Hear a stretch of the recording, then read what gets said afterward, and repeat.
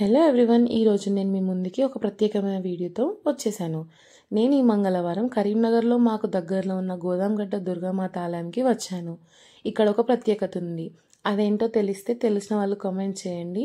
తెలియని వాళ్ళు ఈ వీడియోని ఎండ్ దాకా చూసేయండి అండ్ మా ఛానల్కి సబ్స్క్రైబ్ చేసుకోండి.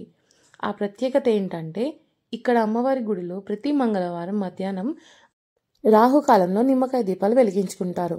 ఇలా ఎవరైనా సరే వెలిగించుకోవచ్చు. ఎవరికైనా సరే ఏదైనా కోరిక ఉంటే నెరవేరాలని చెప్పి సంకల్పించుకొని దీపాలు వెలిగిస్తారు. మన సంకల్పాన్ని బట్టి ఎన్ని వారాలు ముట్టించుకోవాలనిపిస్తే అన్ని వారాలు ముట్టించుకోవచ్చు.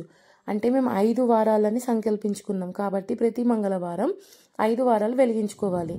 ఇది మా 3వ వారం. పూజా విధానం చూపిస్తాను, చూసేయండి. ముందుగా అమ్మవారికి హారతి ఇచ్చి మనం దీపాలు వెలిగించుకునే స్థానంలో దీపాలు పెట్టవలసిన నిమ్మకాయలు పిండి శుద్ధి చేసుకోవాలి. తర్వాత పసుపుతో అలికి ముగ్గు వేసి తమలపాకులు విస్తరాకులా పేర్చుకోవాలి.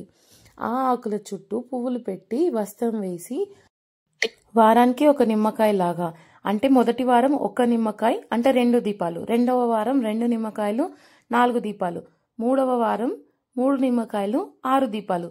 అలా ఎన్ని వారాలు సంకల్పించుకుంటే అన్ని వారాలు ముందుగా దీపం ముట్టించుకోవాల్సిన నిమ్మకాయల్ని కట్ చేసి అందులో ఉన్న రసం పిండేసి వాటిని రివర్స్ చేసుకొని దీపం ముట్టేయడానికి అనుకూలంగా చేసుకోవాలి.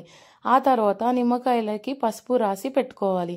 ఆ తర్వాత ఇంకొక నిమ్మకాయ తీసుకొని దాన్ని సగంకి కట్ చేసి వీడియోలో చూపించినట్టుగా ఆకులో పైన సైడ్కి పెట్టుకొని ఎడమవైపు ఉన్న నిమ్మకాయలో పసుపు అండ్ కుడివైపు ఉన్న నిమ్మకాయలో కుంకుమ మొగ్గు వచ్చేలా పోసుకోవాలి.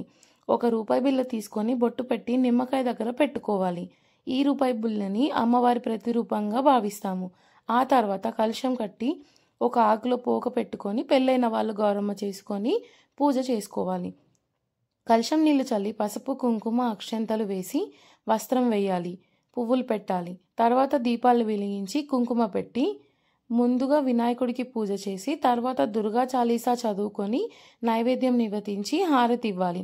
ఆ తర్వాత గుడిలో ఉన్న అమ్మవారికి పూజ చేసి హారతి ఇస్తారు. అలాగే భజన చేస్తారు.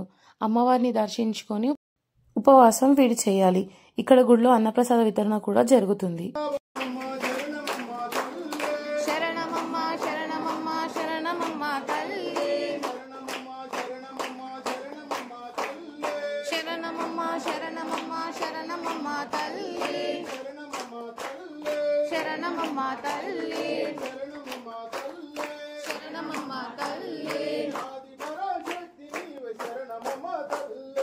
ఆదిపరాశక్తి నీవే శరణమమ్మ తల్లి, ఆదిపరాశక్తి నీవే శరణమమ్మ తల్లి. గోదాంగడ్డ దుర్గమాత శరణమమ్మ తల్లి, గోదాంగడ్డ దుర్గమాత శరణమమ్మ తల్లి, గోదాంగడ్డ దుర్గమాత శరణమమ్మ తల్లి. మనోవాంఛ సిద్ధి మాత శరణమమ్మ తల్లి, మనోవాంఛ సిద్ధి మాత శరణమమ్మ తల్లి.